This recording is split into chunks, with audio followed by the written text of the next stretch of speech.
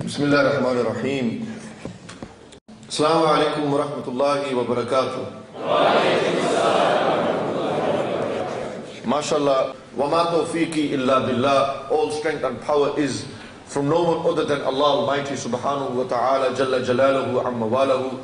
Please give an attentive ear to listen to what I have to say. It will be very important, you will understand. I will try my utmost to relate the words of our Sahaba to our day and age, and how we can embody and to represent the teachings of the Sahaba living in the 21st century.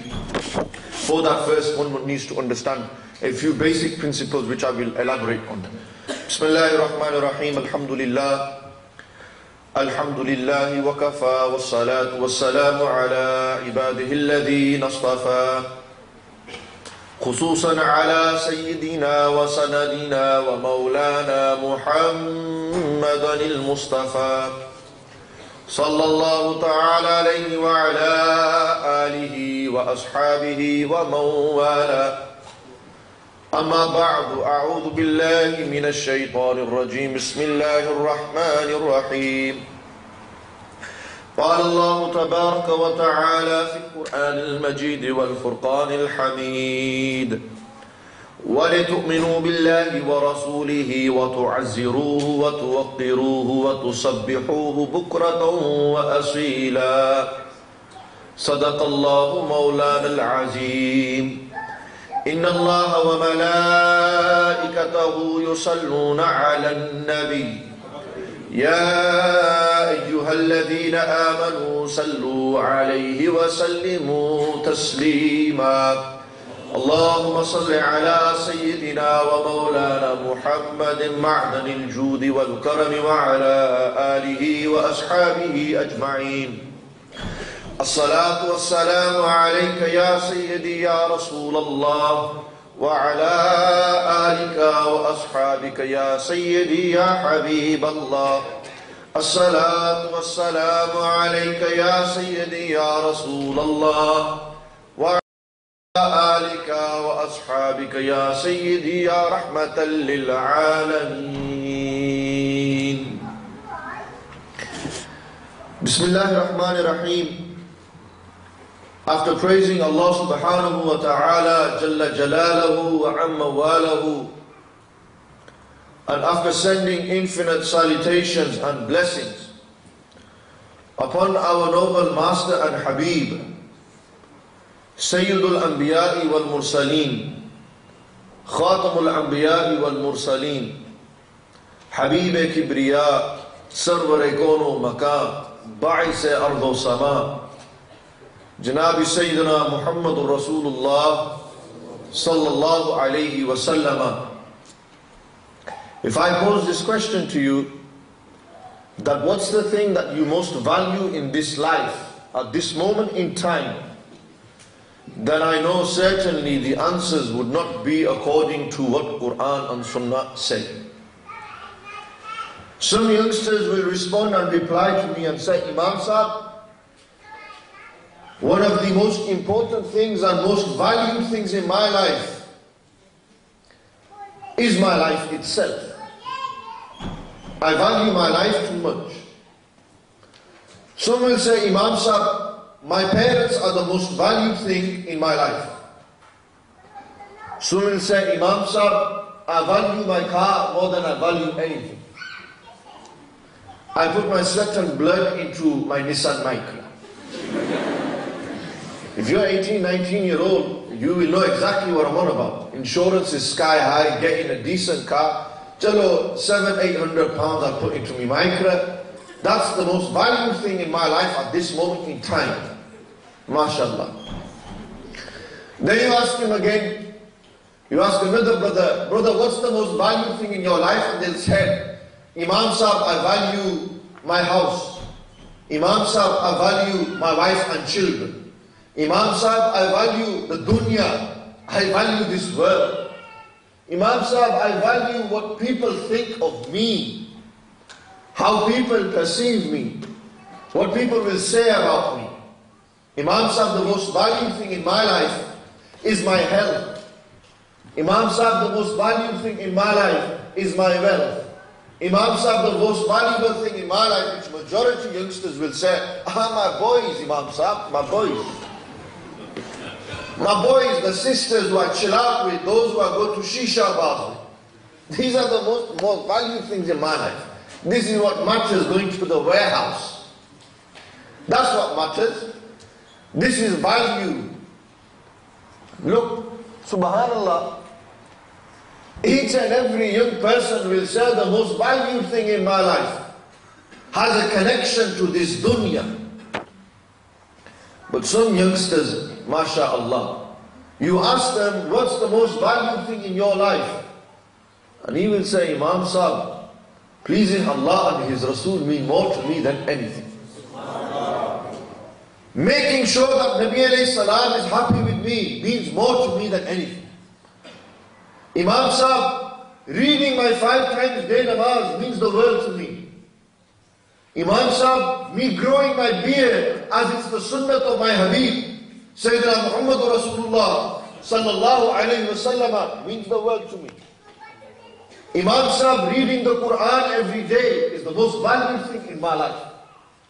Imam Sahib, feeding the poor people, it's a valuable thing in my life. Giving charity. Imam Sahib, football doesn't mean nothing to me. It's a pastime. These cars mean nothing to me. It's a pastime. Imam Sahib, these girls and women, the opposite sex means nothing to me. It's again a means to get through this world. Mal and dawlat, money means nothing to me, because it's a means to get through this world. Imam Sahib, my Islam and Iman mean everything. You know, I could just do my entire talk just on this. What does it mean to value Iman and Islam? And how, bila tashbih wa tamsil, we compare that to our modern day values. Modern day values. When you value something, you will do your utmost to protect that thing. If you value your modesty, then you will protect your clothing, you will protect your modesty. If you valued parda and haya, you would wear parda and haya. Because we don't have true value for parda and haya, then today parda and haya means nothing to our sisters.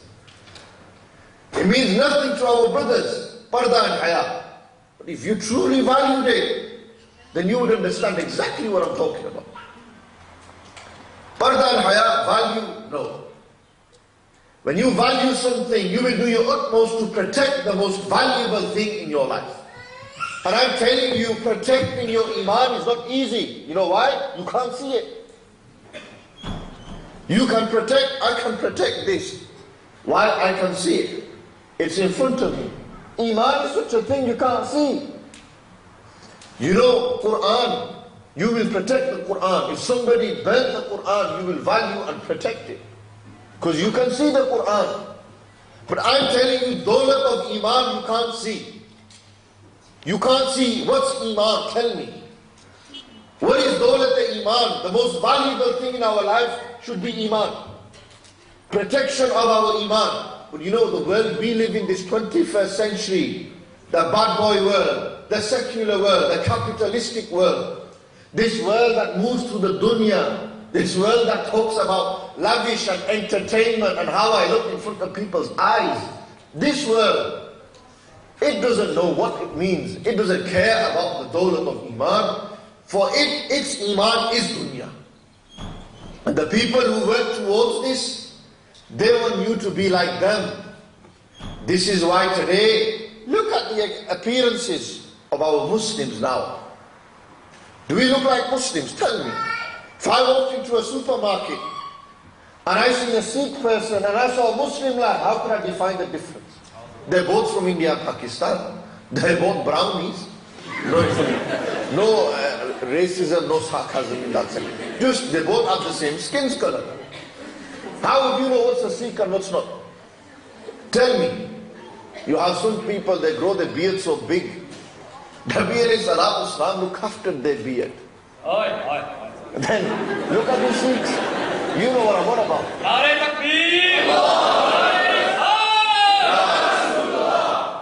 You know, Imam Khalid knows exactly what I hinted at there. You know, big beard. get me, Muhammed. You know, when me and Imam Khalid are on one stage, even Laurel and Hardy can't match us. Even the two Ronnies cannot match us. And we're 10 years difference. They're 33, I'm 22. Oh, I stopped there, bro. No, sorry. Subhanallah. I think they might have taken offense. Like every person that's old will say, I know. मैं तो अभी जवान हूँ ना, जवानी है, जवानी चल रही है. 40 साल ना हो गया तो अभी जवानी है. Subhanallah. वो यार कब्र की तैयारी भी करना. भूल गया कब्र नू, जवानी नहीं पईया. That's it. Worry about Javani. Value my youth, Imam Sabah, value my youth. Iman is such a thing, you can't even see it. Iman, Allah Almighty talks about in the Quran. The first verses of Surah Al-Baqarah.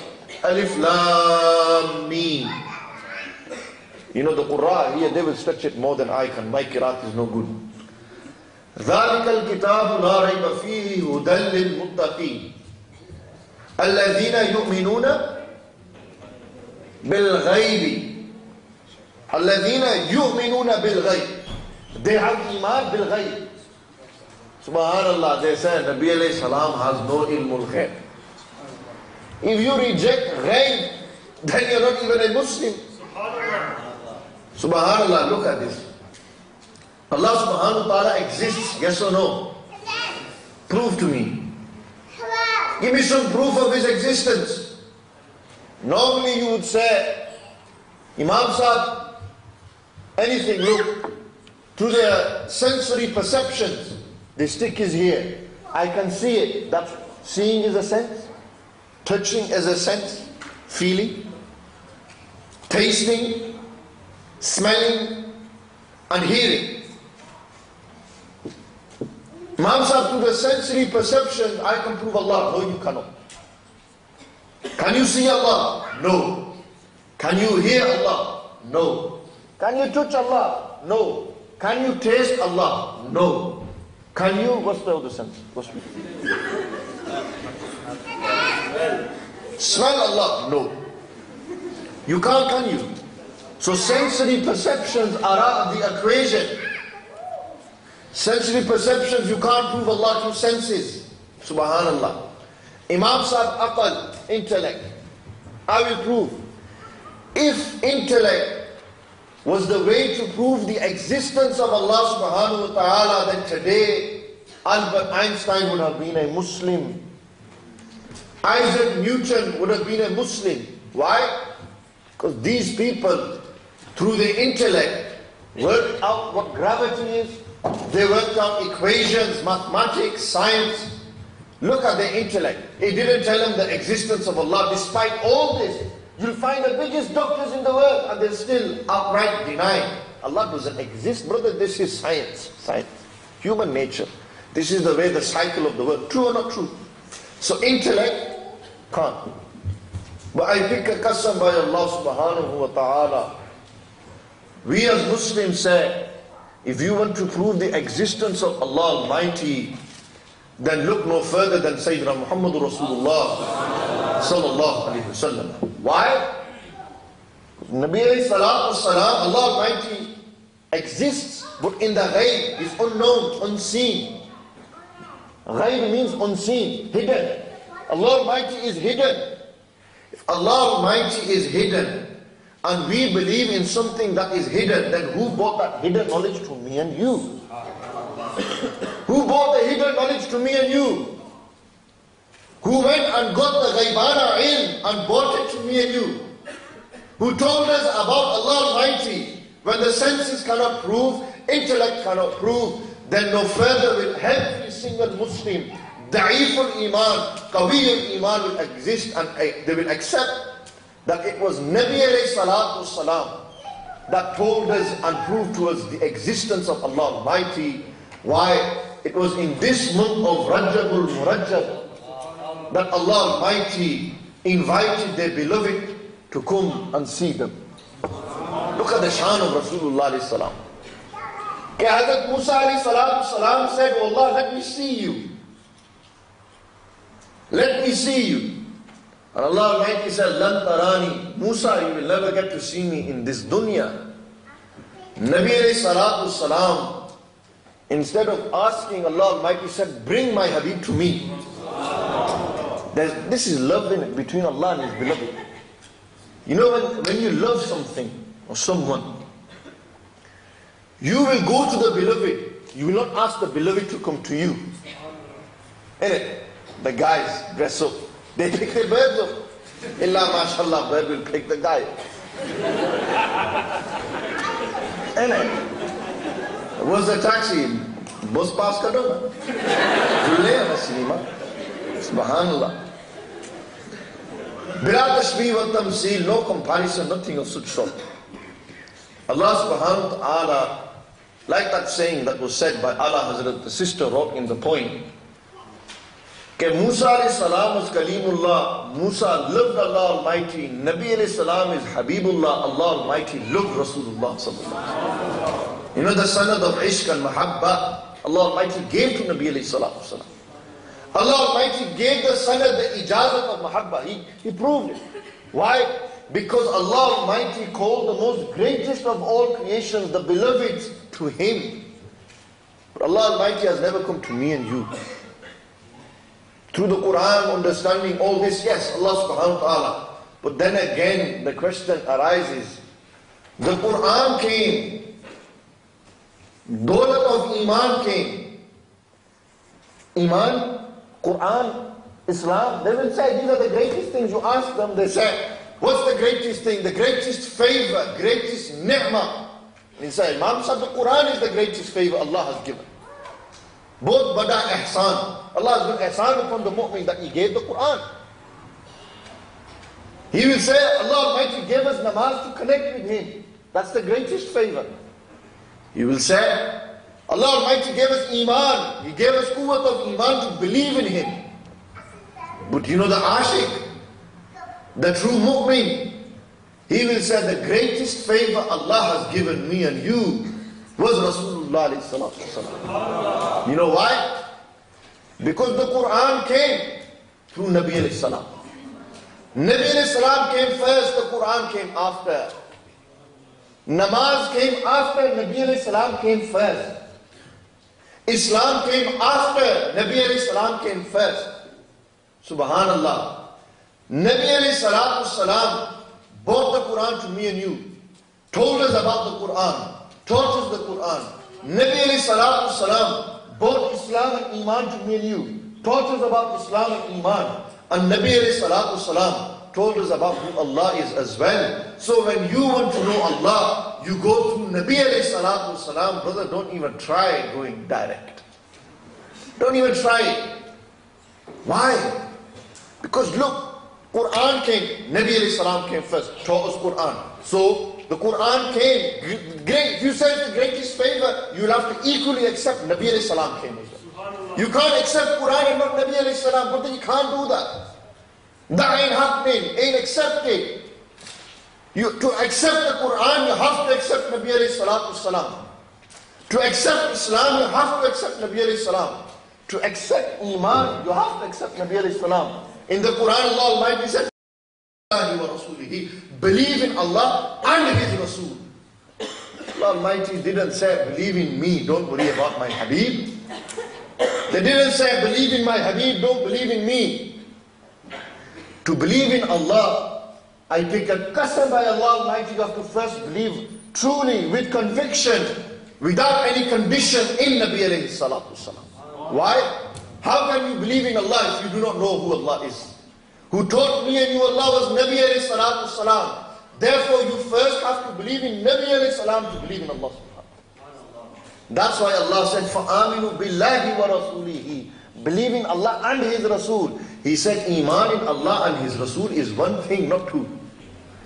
Iman in Allah and His Rasul is one thing. Because Allah didn't separate it. He didn't say, believe in me and then believe in my Habib. He said, believe in me and believe in my Habib. وَلِتُؤْمِنُوا بِاللَّهِ وَرَسُولِهِ وَتُعَزِّرُوهُ وَتُوَقِّرُوهُ وَتُسَبِّحُوهُ بُكْرَةً وَأَصِيلًا. Surah Al-Fath, Allah Almighty said, وَلِتُؤْمِنُوا بِاللَّهِ إِنَّا أَرْسَلْنَاكَ شَاهِدًا وَمُبَشِّرًا وَنَذِيرًا. Indeed, Oh beloved, we sent you. Allahu Akbar. Allah Almighty didn't say we created you. Did He say we created you? No. If I'm going to send something, that must mean it existed before. Allah said, Inna arsalnaka, we sent you. Sallallahu alayhi wa alihi wa sahbihi wa sallam. We sent you. If I send something, that means it existed first. That means it existed first. Nabi alayhi salatu wasalam, Allah Almighty didn't say we created you as shahidun wa mubashiran wa nadhira. He said we sent you as shahidun wa mubashiran wa nadhira. Why did He say we sent you? Because Nabi alayhi salam existed before the even physical birth. Nabi alayhi salam existed before the physical birth. That's why Allah said we sent you. How did Allah send Nabi alayhi salam? They said shahidan. Allah said we sent you as a witness. Subhanallah. Witness. Eyewitness. Somebody can only witness if they are present and they can see. Yes or no? Zaid killed Bakr. Next man is standing there. Next man's blind. The case is taken to the court of law. The judge says, bring your witnesses. So I bring him. And the judge says, brother, this person's witness is not accepted. His witnessing, his gawahi, his testimony is not accepted. Why? Because he didn't see it with his own eyes. He's blind. Subhanallah. So one condition to be a witness is what? You have to see. Yes or no? Are you with me? Yar, I'll get Imam Khalid to talk. You'll get... No? Malana, tell him. Nare Takbir! Ya Rasulullah. Marhaba. Marhaba. Marhaba. MashaAllah. To be an eyewitness, you have to see the action to witness for the action. First condition, you have to see. Second condition is what? You have to be present there. Zaid killed Bakr, I'm watching on Sky News. But court, the case is taken to the court and they say, bring a witness. Yeah, I bring him. He watched it. Judge says, right, Mia, where were you? I was at home watching it, judge. Brother, your witnessing is not accepted. Were you there? No. Allahu Akbar. To be a witness, shahid, you have to be there, present, and you have to see the actual action occurring. Look at the shan of Rasulullah sallallahu alaihi wasallam. Allah Almighty said, indeed we sent you as a witness. The Mufassirin, Imam Qurtubi, rahmatullahi ta'ala alayh, in his tafsir said, what does witnessing mean? It means Nabi alayhi salam will witness for the a'mal of his ummah on the day of Qiyamah. So if Nabi alayhi salam is going to be mine and your witness on the day of Qiyamah, that means right now Nabi alayhi salam is present spiritually present, and they can see what is happening now. Because why? Come tomorrow, when they will do mine and your witnessing, if they're going to do mine and your witnessing tomorrow, subhanallah, if they're going to do mine and your, and Allah says, you wasn't there, my Habib, how can you witness? That means Nabi alayhi salam has left this dunya physically, but spiritually they're still alive. وَلَا تَحْسَبَنَّ الَّذِينَ قُتِلُوا فِي سَبِيلِ اللَّهِ أَمْوَاتٍ بَلْ أَحْيَاءٌ عِنْدَ رَبِّهِمْ يُرْزَقُونَ.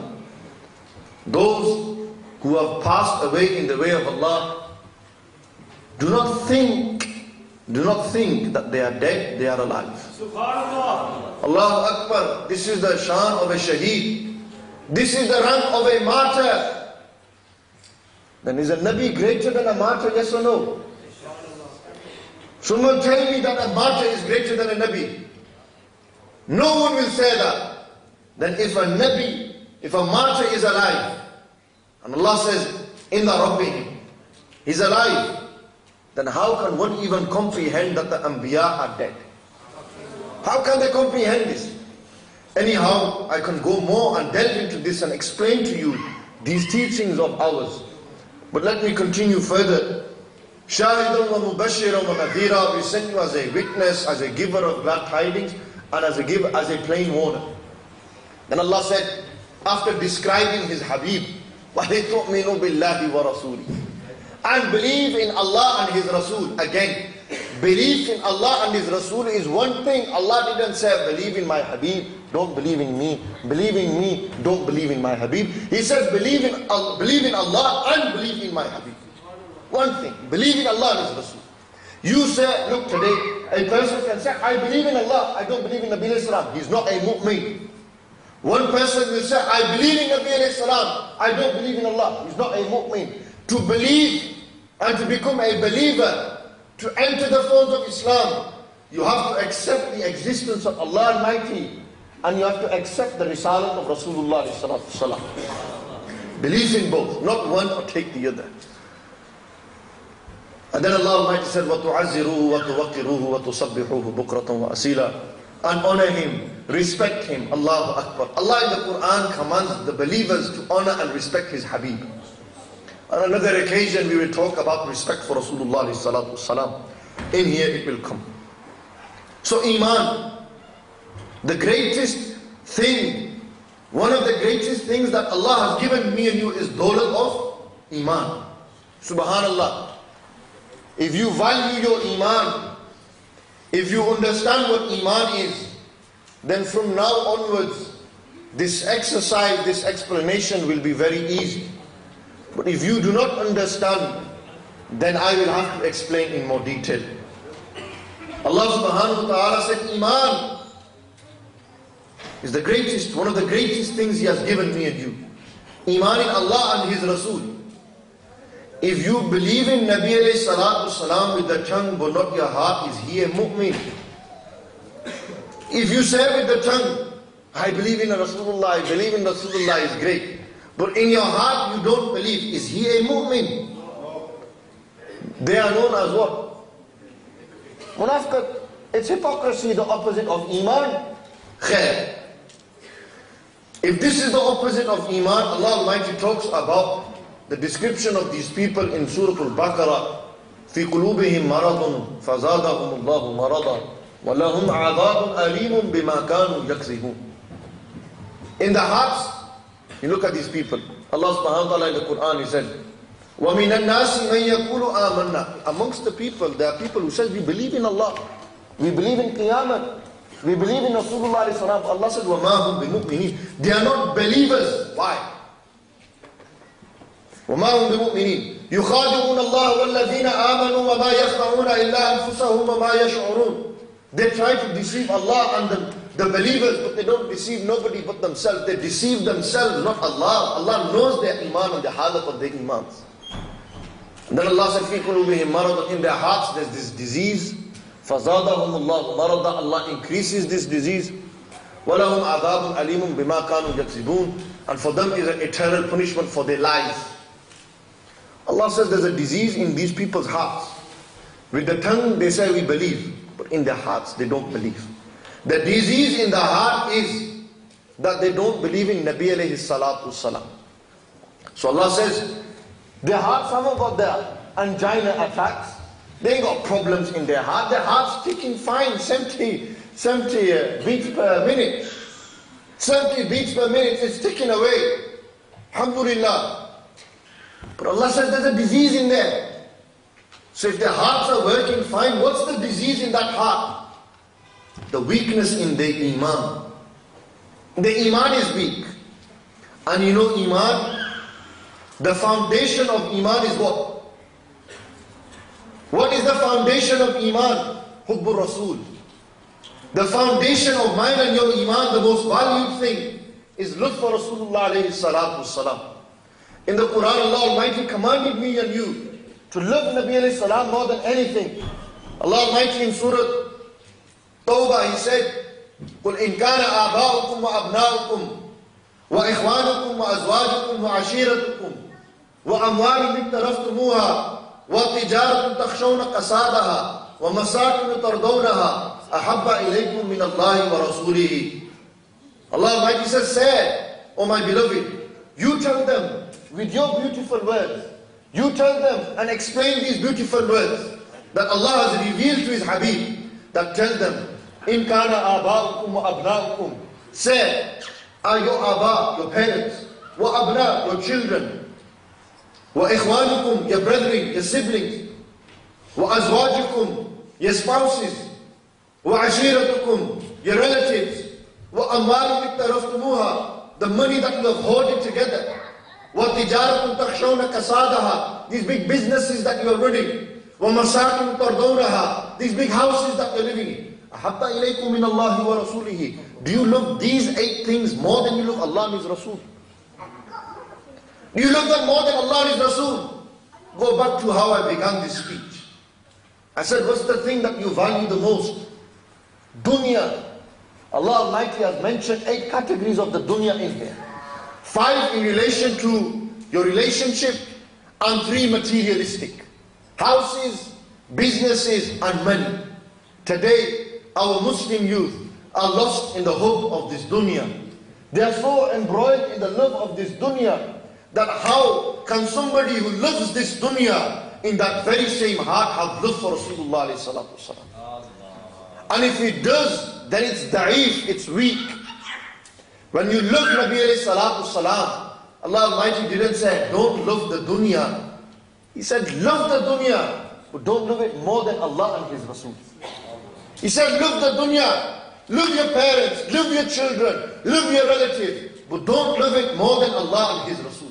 Make sure that Allah and His Rasul's love is more than this, the love of this dunya. But what's happened today? Materialism, we love it more than we love this dunya. Haqiqat. Look at the state around us. Mans are chasing after cars. Mans are chasing after big houses, properties.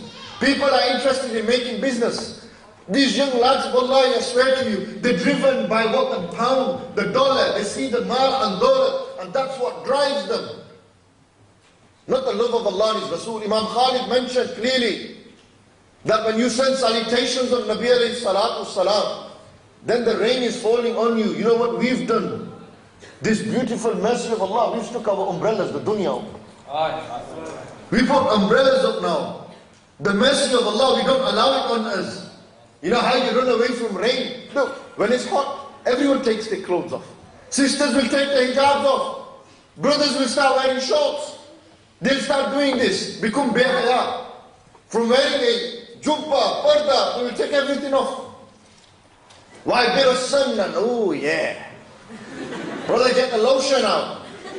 Get the sunbed out. Mama, get the car. Get the, what do you call them? Convertibles. Get the convertible out. Drive around in the streets of Bradford thinking 10 men. I got a car, M3. But the moon is half for another to M3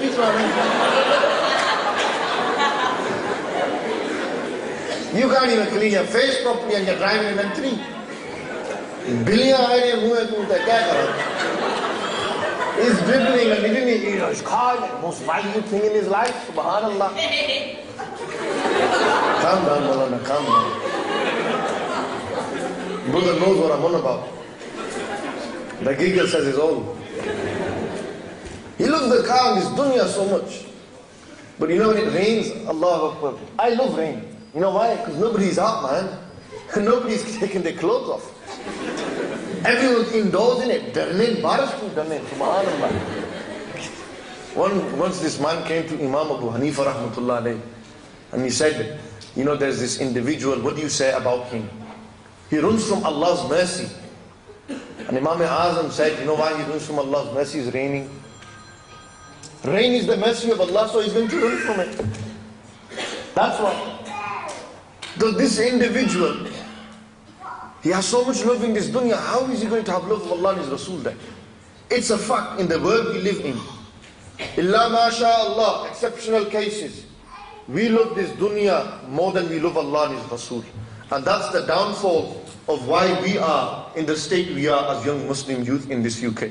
I tell you, if you love Rasulullah salatu salam, then you wouldn't be lost in this dunya.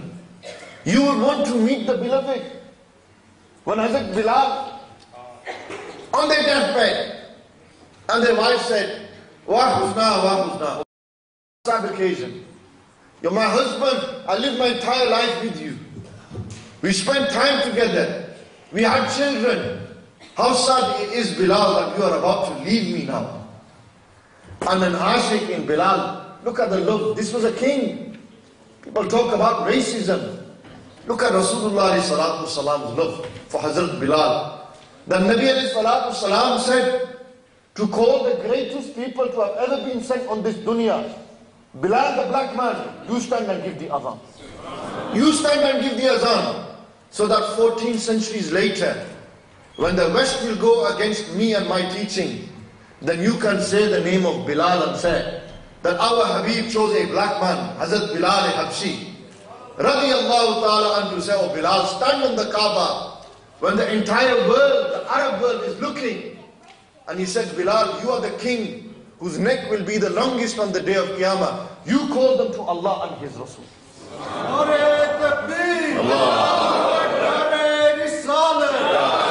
How great do you think the shan of Hazrat Bilal Habshi is?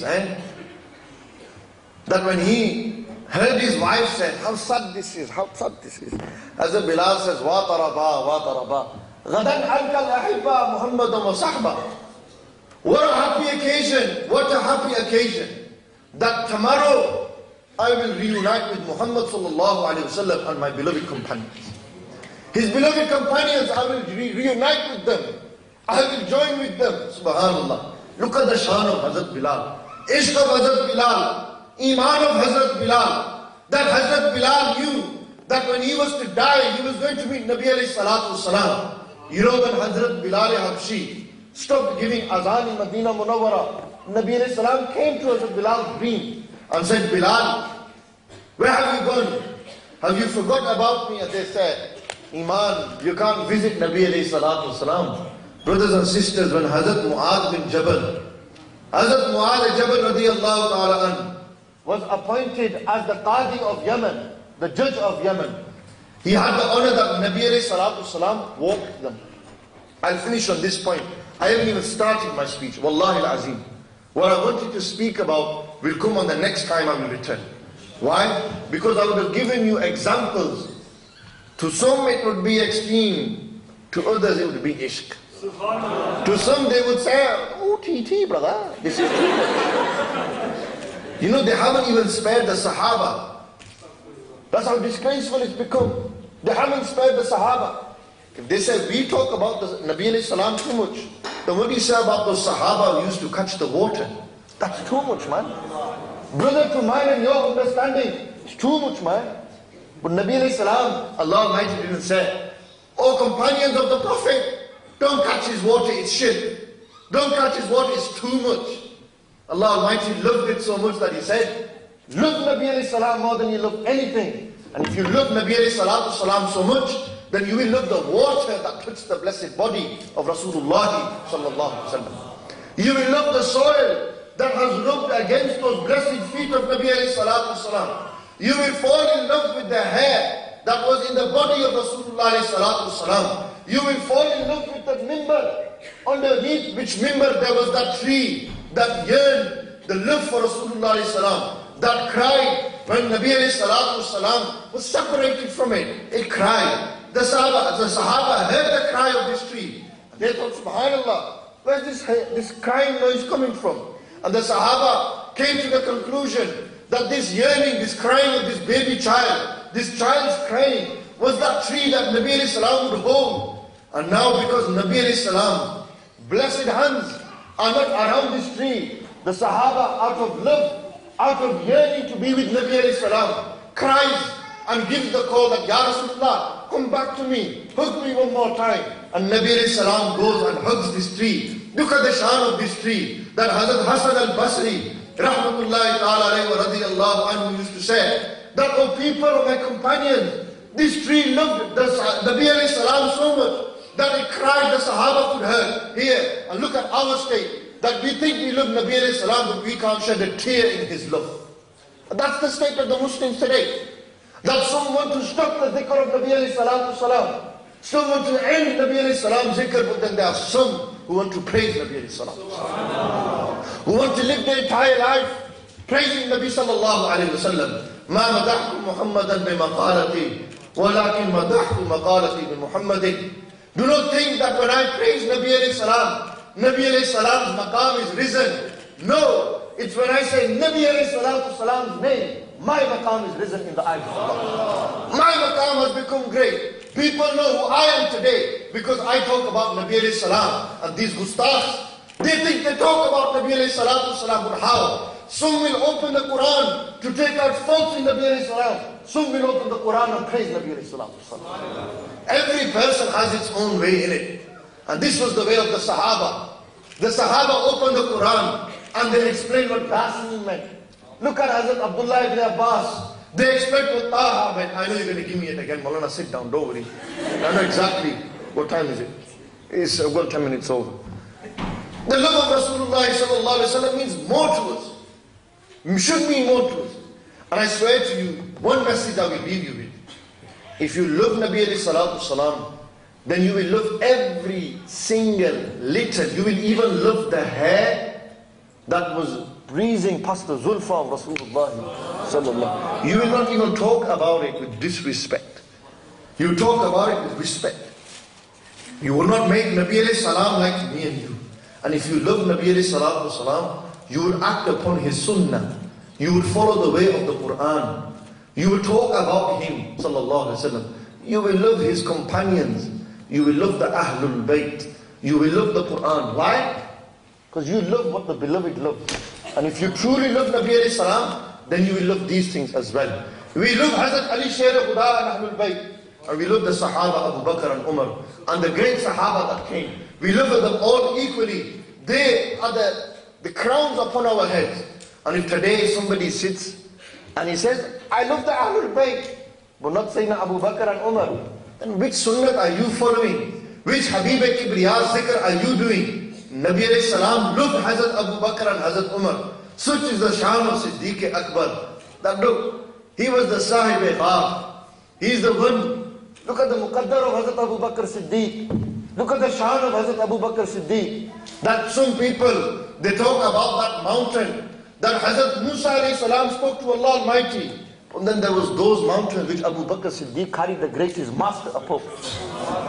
They carried the greatest Habib, the beloved of Allah Almighty upon that mountain. Imagine the maqam of that mountain. And then imagine the maqam of that Sahabi. Subhanallah, look at the shan of Abu Bakr Siddiq. Then look who they are resting next to at this moment in time. In the tukra of Jannatul Firdaus. And then you have some people, they say, they swear at Hazrat Abu Bakr Siddiq. They curse Hazrat Abu Bakr Siddiq. How can it be, man? This ain't the way of the Ahlul Sunnati wal Jama'ah. This is not our teachings. Our teaching, we love them all equally. And if you love Rasulullah sallallahu salam, then you value Nabi alayhi salam's love more than you value anything in this dunya. You will be worried about what Nabi alayhi salam will think of you on Qiyamah. You will not be worried about what next man thinks of you on Qiyamah. This is why when you have this in your mind, then a person becomes a good Muslim. He becomes a true mu'min. Your iman will only become kamil. You will only become a true mu'min when you love Rasulullah sallallahu alayhi wa sallam more than anything. أقول قولي هذا أستغفر الله لي ولكم ولسائر المسلمين والمسلمات وآخر دعوانا أن الحمد لله رب العالمين.